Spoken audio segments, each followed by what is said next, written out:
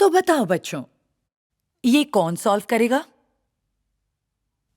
मुझे लगता है सॉल्व करेगी जूलिया।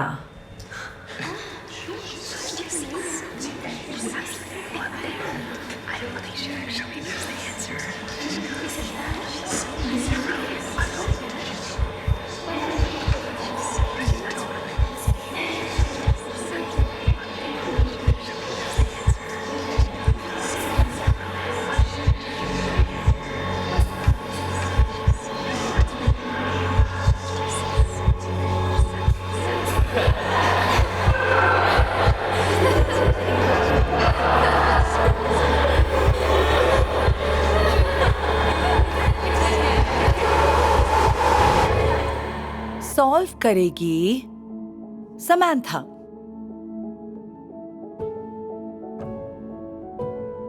जूलिया सुनो, कुछ ही हफ्तों बाद मैंने गिलियानी में अपनी बर्थडे पार्टी रखी है। तुम आओगी? मुझे पता है तुम यहाँ नहीं हो, पर स्कूल के किसी भी इवेंट में तुम नहीं आई। इस पार्टी में तुम्हें आना ही होगा। हाँ, साथ में मजा आएगा। पर वहाँ तो बहुत सारे लोग होंगे ना। हाँ, अपनी पूरी क्लास होगी। अगर तुम नहीं आई तो तुम एक अच्छी पार्टी मिस करोगी। सोचकर बताऊंगी। बाय। कितनी अजीब है ना। शायद उसे एंजाइटी की प्रॉब्लम है, इसलिए तो वो कहीं भी नहीं आती जाती। अरे नहीं, ये बिल्कुल अच्छा नहीं है। वो इस बारे में किसी से बात क्यों नहीं करती? ओके। जूलिया, तुम बिस्तर में क्यों हो? अभी तो 4 बजे हैं। मुझे अभी बात नहीं करनी डैड। चलो बेटा, कहीं घूम कर आते हैं। क्यों ना आइसक्रीम खाकर आए? नहीं, मुझे कुछ नहीं खाना। पता है, जब मैं तुम्हारी उम्र का था तो स्कूल के बाद दोस्तों के साथ घूमता रहता था। मैं कभी घर आता ही नहीं था। और खुद को देखो, दिन भर इस कमरे में बंद बिस्तर में पड़ी रहती हो। प्लीज आप यहाँ से जाइए ना डैड। कम से कम ये तो बता दो, हुआ क्या है? बताया तो था, लोग आसपास हों तो मुझे बेचैनी होती है। बेचैनी? फिर से वही। जरा बताओगी आखिर ऐसी कौन सी फिक्र है? आप समझ ही नहीं पाएंगे। देखो, यही आजकल के बच्चों की प्रॉब्लम है। उन्हें कोई प्रॉब्लम ना होने के बावजूद वो दिमाग में ना जाने क्या सोचते रहते हैं। मेरे रूम से जाइए डैड, प्लीज। मुझसे भी प्रॉब्लम है तुम्हें? ये देखो, तुम्हें बर्थडे पार्टी में बुलाया है, पर मैं जानता हूं तुम नहीं जाओगी, हमेशा की तरह। नहीं, मुझे नहीं जाना। अब प्लीज मेरे रूम से चले जाइए। क्या मामला है? किस बात से डरती हो?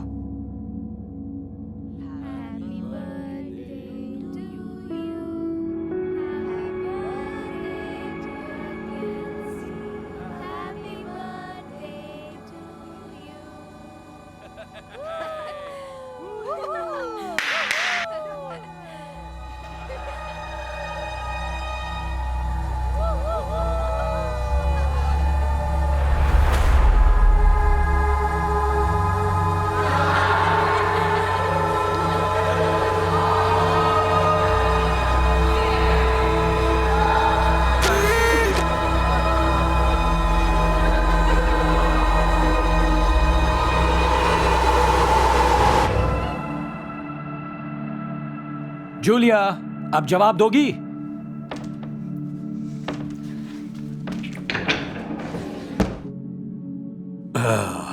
फिर से शुरू हो गई। जूलिया, दरवाजा खोलो। सुना तुमने? ड्रामा मत करो। हे, क्या बात है? सब ठीक तो है ना? नहीं, जूलिया ने खुद को एक बार फिर से बाथरूम में लॉक कर दिया है और अब वो बाहर नहीं आ रही। प्लीज मुझे अकेला छोड़ दीजिए।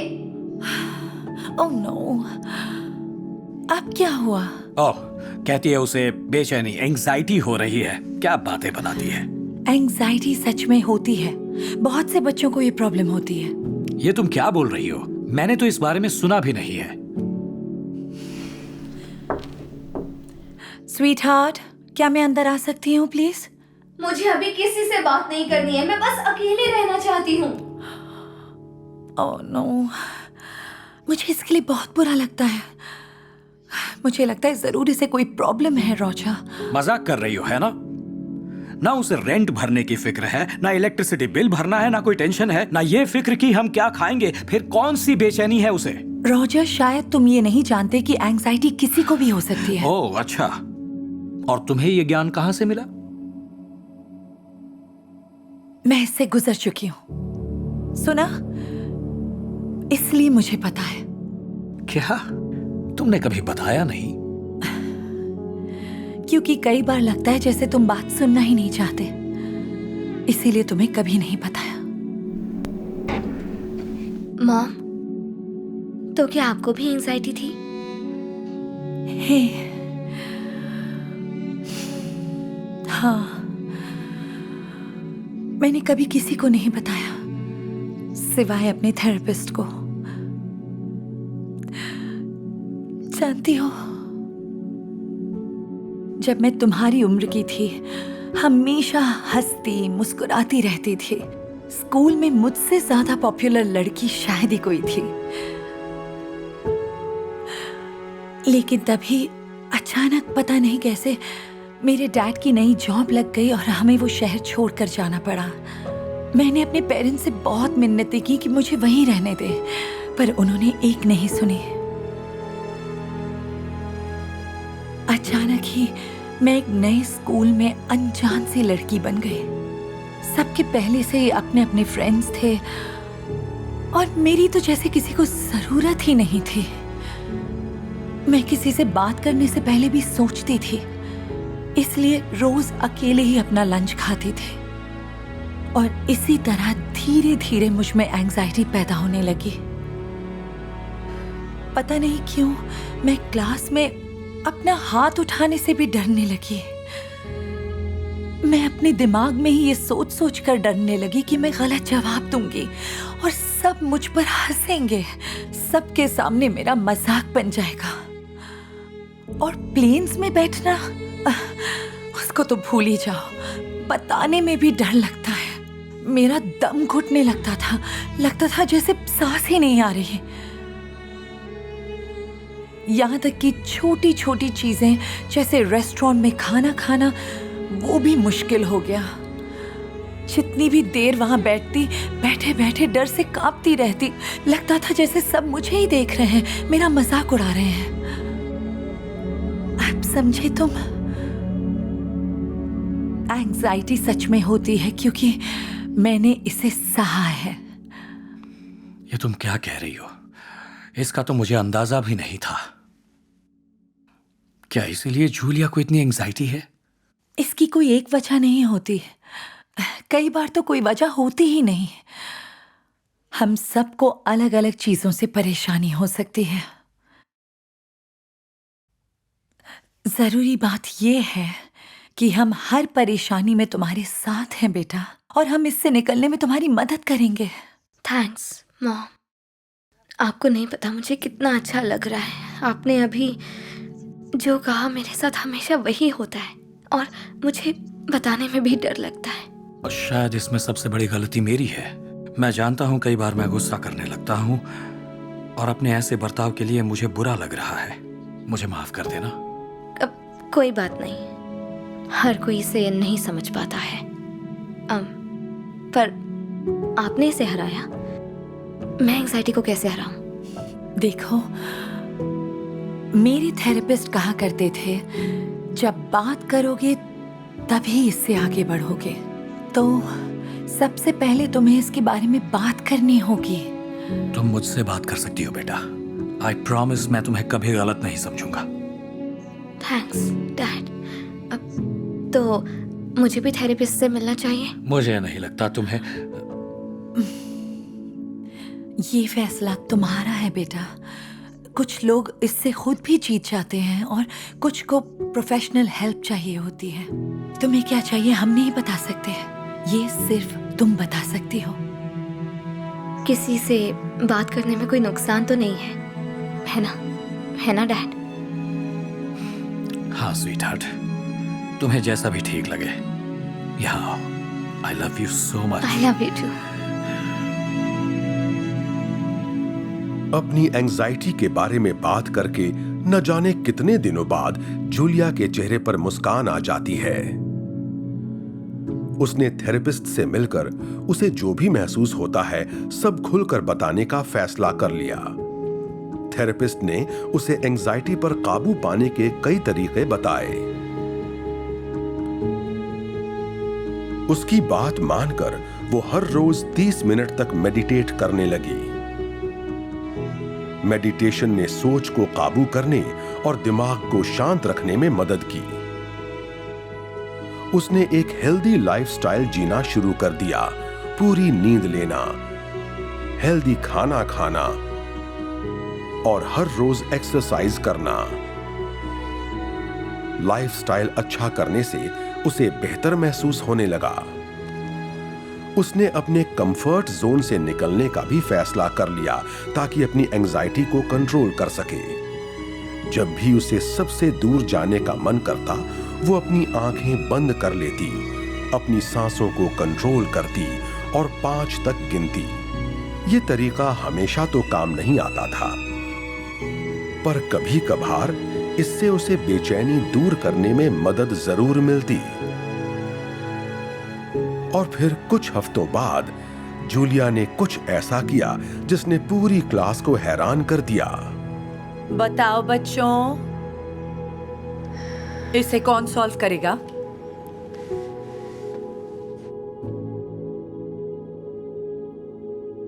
अरे वाह जूलिया, पहले कभी तुम्हें हाथ खड़ा करते हुए नहीं देखा। आ जाओ इधर।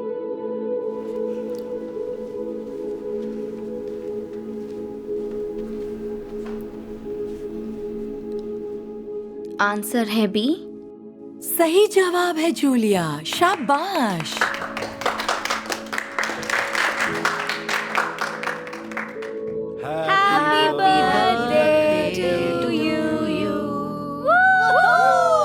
तुम सच में जाना चाहती हो?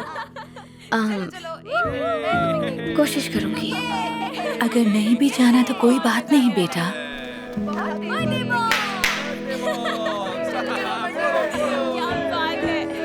शायद मैं अभी तैयार नहीं हूँ। कोई बात नहीं, ये एक प्रोसेस है, जल्दबाजी मत करो। याद रखो, तुम हमसे बात कर सकती हो, क्योंकि जानती हूँ बात करने से ही आगे बढ़ोगे। सही कहा। तो बताओ फिर क्यों ना हम घर चलें? घर बाद में चलते हैं, क्यों ना पहले आइसक्रीम खाने चले? ये तो बढ़िया प्लान है। बहुत अच्छे, आओ चलें।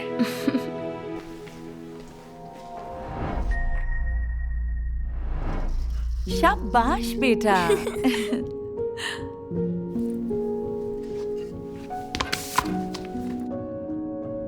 डैड, मैंने क्रिसमस गिफ्ट के लिए सांता को लेटर लिखा है। क्या मेरा ये लेटर लेटर बॉक्स में डाल देंगे? डाल दूंगा। थैंक्स।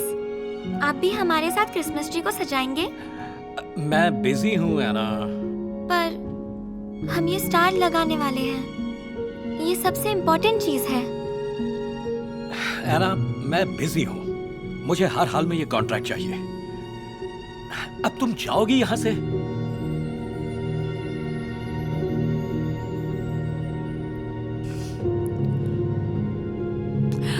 वॉल्टर, थोड़ी देर के लिए काम छोड़ दो ना।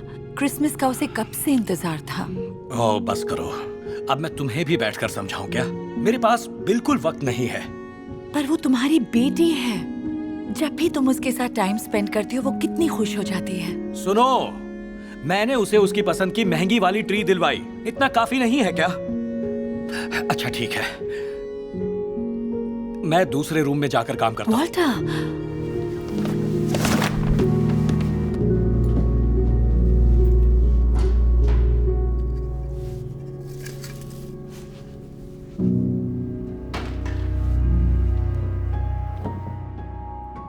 ये देखो मैंने क्या बनाया है, तुम्हारा फेवरेट।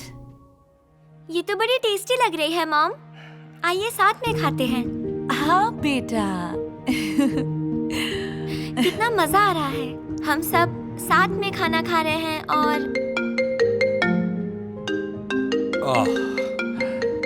इम्पोर्टेंट कॉल है। पर आज क्रिसमस ईव है, पूरे दिन काम कर तो लिया, कम से कम हमारे साथ डिनर तो कर लो। कम से कम का क्या मतलब है?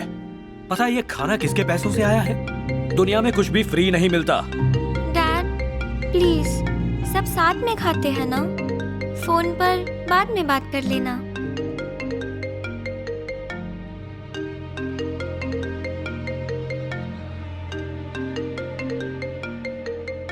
नहीं, मुझे कॉल लेना ही पड़ेगा। हे क्रिस, कैसे हो दोस्त? नहीं नहीं, बिल्कुल बिजी नहीं था।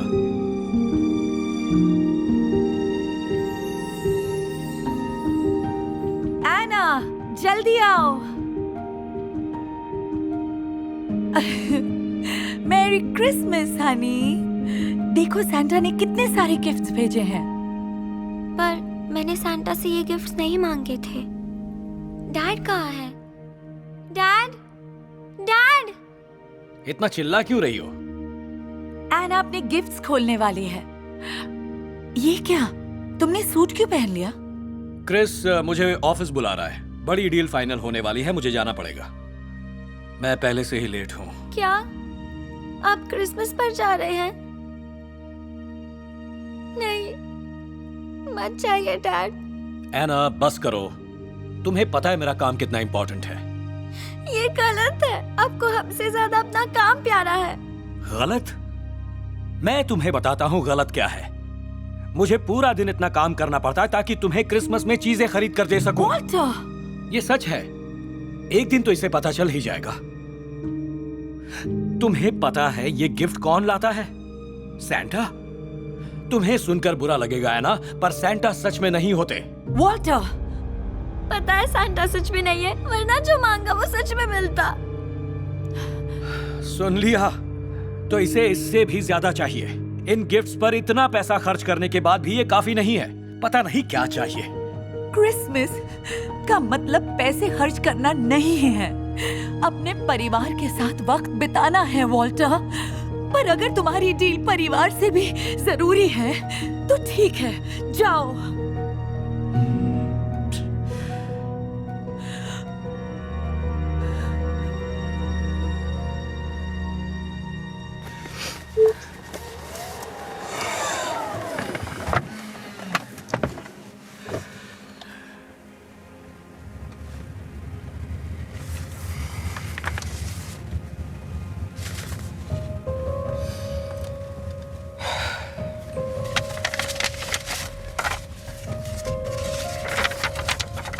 डियर सैंटा, मुझे पता है आप बहुत बिजी होंगे और मुझे आपसे कोई गिफ्ट नहीं चाहिए, लेकिन क्रिसमस पर आपको एक चीज जरूर देनी होगी। बात यह है कि मेरे डैड दुनिया की सबसे बेस्ट डैड हैं। वो मुझे और मम्मी को सारी खुशियाँ देने के लिए बहुत मेहनत करते हैं। वो मेरे लिए मेरा फेवरेट क्रिसमस ट्री भी लाए थे और हमेशा मेरी पसंद की हर चीज़ ला कर देते हैं। पर जब से डैडी को ये नई जॉब मिली है, उनके पास हमारे लिए टाइम ही नहीं होता। वो घर पर रहते ही नहीं, इसलिए मुझे और मम्मी को उनके बिना ही डिनर करना पड़ता है। और जब भी वो घर पर होते हैं, वो हमेशा अपने लैपटॉप या फ़ोन पर ही बिजी रहते हैं। मुझे उनके साथ खेलना बहुत पसंद है, भले ही वो मेरे लिए इतने अच्छे अच्छे गिफ्ट्स लाते हैं। पर सच बताओ सैंटा, मैं अपने डैडी के थोड़े से टाइम के बदले ये सारे गिफ्ट्स वापस दे सकती हूँ। बस इतना ही कहना था। इस क्रिसमस पर मुझे कोई गिफ्ट नहीं चाहिए। मैं बस अपने डैड के साथ वक्त बिताना चाहती हूँ। मुझे उनकी बहुत याद आती है। थैंक्स एना।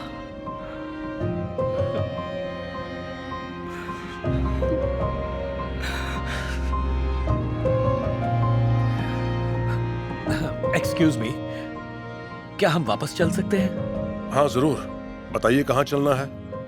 घर, अपनी फैमिली के पास, जहां मुझे इस वक्त होना चाहिए था। मान जाओ ना बेटे, चलो हम चलकर तुम्हारे गिफ्ट्स खोलते हैं। नहीं, मुझे कोई गिफ्ट नहीं चाहिए मॉम। हैना, लीसा। डैड, डैड आप वापस आ गए। आप वापस क्यों आए? वही करने जो बहुत पहले करना चाहिए था, अपनी फैमिली के साथ वक्त बिताने। वॉल्टर, हाय हरी, तुमने सच कहा था। क्रिसमस का मतलब पैसे खर्च करना नहीं है। क्रिसमस का मतलब है अपने फैमिली के साथ वक्त बिताना। मुझे माफ कर देना। पर तुम्हारे काम का क्या?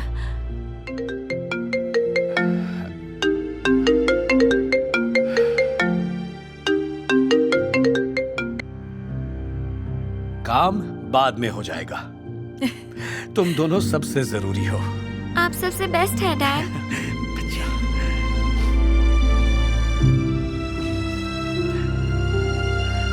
चलो अब सब मिलकर गिफ्ट्स खोलते हैं। Thank you Santa.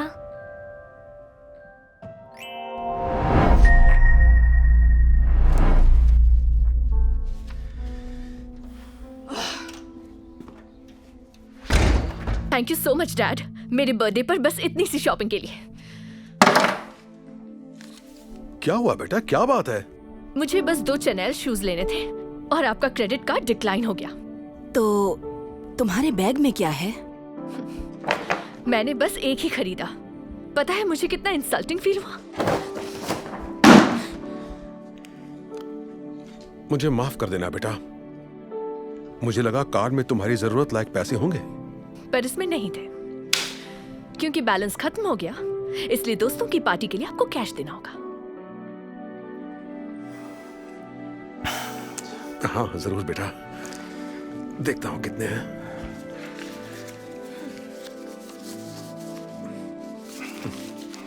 ये लो रखो। 4000, 5000, 6000, बस इतने? नहीं बेटा, इतने पैसे तो काफी होंगे। आप मजाक कर रही हैं ना? मैं अपने दोस्तों को कहाँ खाना खिलाऊंगी? ये तो बहुत कम है। जानता हूं, काश मेरे पास और पैसे होते, पर इन दिनों पैसों की थोड़ी दिक्कत है बेटा। क्यों झूठ बोल रहे हैं डैड? आप बस कंजूस हैं। ये मेरी जिंदगी का सबसे बेकार बर्थडे है। रुको, मुझे पता है तुम्हारा मूड कैसे ठीक होगा। ये लो, हैप्पी बर्थडे बेटा।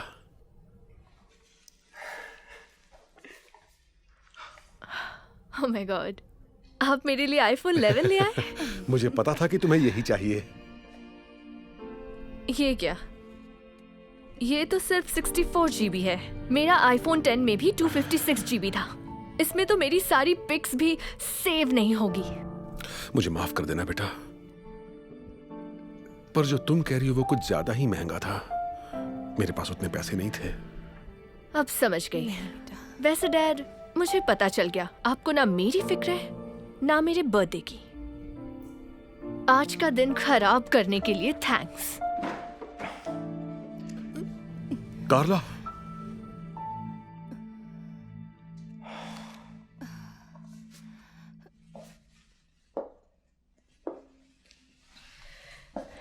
अब तो मूड ठीक है ना? नहीं, डैड इतने कंजूस क्यों हैं?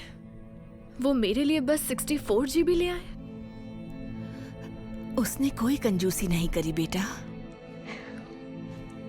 शायद तुम्हें इस बात का अंदाजा भी नहीं कि वो तुम्हारे लिए कितनी तकलीफें उठाता है। क्या तकलीफें? कौन सी तकलीफें उठा ली उन्होंने? अपनी खुशी से पहले वो तुम्हारी खुशी सोचता है, भले ही उसके लिए उसे अपनी जरूरतें रोकनी पड़े। एक बात कहूं, तुम्हें ये दुख है कि तुम 2 जोड़ी जूते नहीं खरीद पाई, पर क्या कभी अपने डैड के जूते देखे हैं तुमने? उसके जूतों में छेद हो चुके हैं क्योंकि उसने अपने ऊपर खर्च करना ही छोड़ दिया है। उसे बस तुम्हारी खुशियां चाहिए। तुम्हें ये दुख है कि तुम्हें बस 6000 रुपए मिले अपने दोस्तों को पार्टी देने के लिए। क्या कभी देखा है तुम्हारे डैड क्या खाते हैं? वो हर रोज एक जैसा खाना खाता है ताकि वो पैसे बचा सके, जिससे तुम जो चाहो वो चीज तुम खा सको बेटा। तुम अपने फोन से बिल्कुल खुश नहीं हुई जो फोन तुम्हें डैड ने दिया था, पर कभी सोचा है तुमने कि तुम्हारे डैड वही पुराना फोन कई सालों से यूज कर रहे हैं ताकि वो तुम्हारे लिए नया फोन खरीद सके? तो देखा तुमने, तुम्हारे डैड ने अपनी हर खुशी कुर्बान कर दी सिर्फ तुम्हें खुश रखने के लिए। आपने सही कहा, मैंने तो ये सब कभी सोचा ही नहीं। मैं कितनी मतलबी हो गई हूँ। मैंने उनके साथ बहुत गलत किया। हे बेटा, तुम्हारी पार्टी के लिए मुझे कुछ और पैसे मिल गए।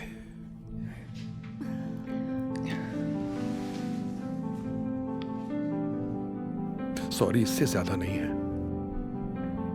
नहीं डैड, सॉरी तो मुझे बोलना चाहिए।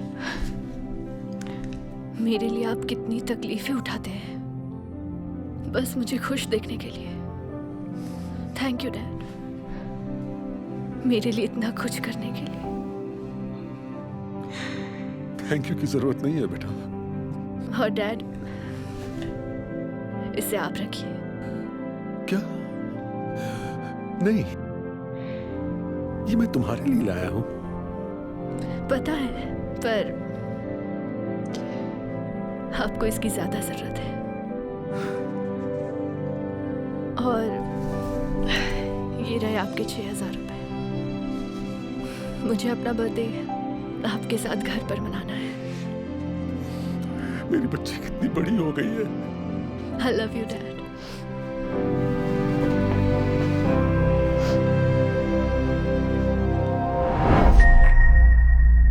माफ कीजिए, आपको इंतजार करना पड़ा। आप जरा आराम से बैठ जाइए प्लीज। कुछ सीरियस है क्या? देखिए, स्टेज पर कुछ कंफर्म बताना जल्दबाजी साबित होगा, पर हमने जो जांच करवाई है उसके मुताबिक आपके बेटे को ऑटिज्म होने के आसार दिख रहे हैं। घबराइए मत। देखिए, ऑटिज्म एक मुझे पता है ऑटिज्म क्या होता है डॉक्टर। आपके सामने एक यूनिवर्सिटी का प्रोफेसर खड़ा है। यकीन नहीं हो रहा ग्वेन, मैंने कहा था ना, अभी तक उसे पुकारने पर जवाब देना चाहिए था। ओह, अब मैं क्या करूं? क्या मेरा बेटा बहुत बीमार है डॉक्टर? डरने की कोई बात नहीं, उसकी तबीयत बिल्कुल ठीक है, लेकिन उसे कुछ चीजें समझने में बाकी बच्चों के मुकाबले ज्यादा वक्त लग सकता है। बस इतना ही। बस इतना ही? मैं जानती हूँ ये मुश्किल घड़ी है, आप दोनों आपस में बात कर लीजिए।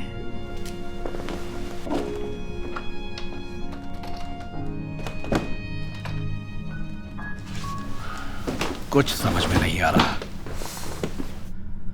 अब हम क्या करेंगे? क्या मतलब है क्या करेंगे? वो हमारा बेटा है, वो चाहे कैसा भी हो हमें उसका साथ देना ही होगा। होश में आओ ग्वेन, मैं इस देश के नामचीन यूनिवर्सिटी का सबसे बेस्ट प्रोफेसर हूं, इसलिए मेरे बेटे को सीखने की बीमारी नहीं हो सकती। मेरा बेटा ऐसा हो जिस पर मुझे फक्र हो सके, ये ऑटिज्म वाला नहीं। देखो, हम दूसरा बच्चा पैदा करेंगे। मुझे पता है ये मुश्किल होगा, मगर हमें ये बच्चा किसी को दान करना होगा। क्या? हम चैंस को दान नहीं कर सकते, वो हमारा बच्चा है। वैसे भी किसी को ऑटिज्म होने का मतलब ये नहीं है कि उसके पास दिमाग नहीं है और वो कभी पढ़ लिख नहीं सकता। मैं तुमसे बहस नहीं करना चाहता ग्वेन। अब तुम ही चुन लो, बच्चा या पति, किसी एक को चुन लो। तुम्हें पता है मैं उसे छोड़ नहीं सकती, प्लीज। आखिरी बार पूछ रहा हूं ग्वेन, उसे किसी को दान कर दो या फिर मुझे भूल जाओ। क्या सोचा है तुमने? ठीक है, अपना ख्याल रखना।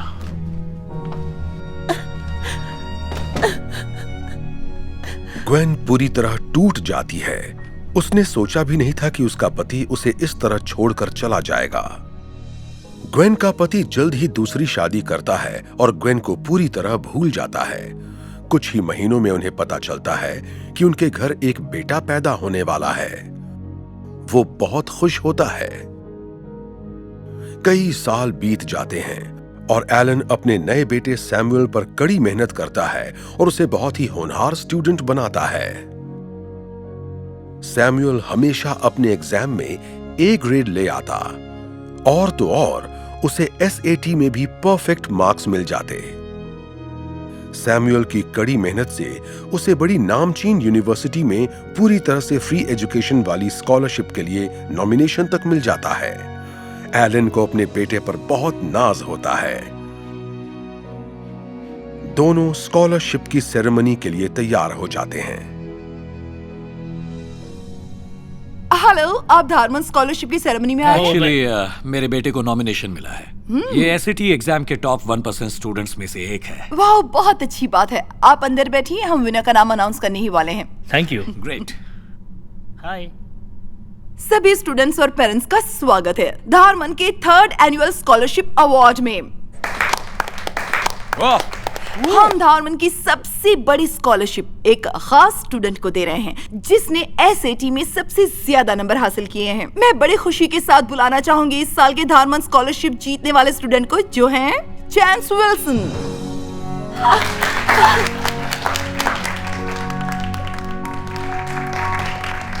एक मिनट रुकिए जरा, जरूर कोई गलती हुई है। डैड, बेड नहीं, ये गलत है। मेरे बेटे को SAT में 1590 मिले हैं। मुझे लगा था ये स्कॉलरशिप तो देश के सबसे स्मार्ट स्टूडेंट को दी जाती है। आपने सही कहा। क्यों ना हम चांस को बोलने का मौका दें? तुम बोलो चांस। Hello everyone. ये तो गर्व की बात है। कभी सपने में भी मैंने सोचा नहीं था कि ये अवार्ड मुझे मिलेगा। ये कभी मुमकिन नहीं होता अगर मेरी मॉम हर कदम पर मेरा साथ नहीं देती। ऐसा है कि जब से मैंने होश संभाला है मुझे ऑटिज्म से जूझना पड़ा है। हर कोई मुझसे अजीब बर्ताव करता, सोचते थे कि मुझे कुछ समझ नहीं आता। एक दिन मुझे पता चला कि मेरे डैड ने मुझे ठुकरा दिया था ऑटिज्म की वजह से, लेकिन मेरी मॉम ने कभी हार नहीं मानी। हर रोज वो मेरे साथ पढ़ती और पढ़ाई में मेरी मदद करती। उन्होंने एक बार भी ये एहसास नहीं दिलाया कि मैं दूसरों से कम समझदार हूं। उनकी वजह से ही मुझे स्कूल में अच्छे नंबर मिलने लगे, इतने अच्छे कि मुझे हर एग्जाम में A ग्रेड मिलने लगा और फिर मैं देश के टॉप स्टूडेंट्स में से एक बन गया। तो ऐसा है कि मेरी मॉम ने कभी हार नहीं मानी, इसलिए मैंने भी जीत तोड़ मेहनत की और मुझे पूरे 1600 मार्क्स मिले हैं SAT एग्जाम्स में, परफेक्ट स्कोर। और सबसे जरूरी बात, मैंने साबित कर दिया कि किसी को अगर ऑटिज्म है तो इसका मतलब ये नहीं कि वो कभी पढ़ लिख नहीं सकता।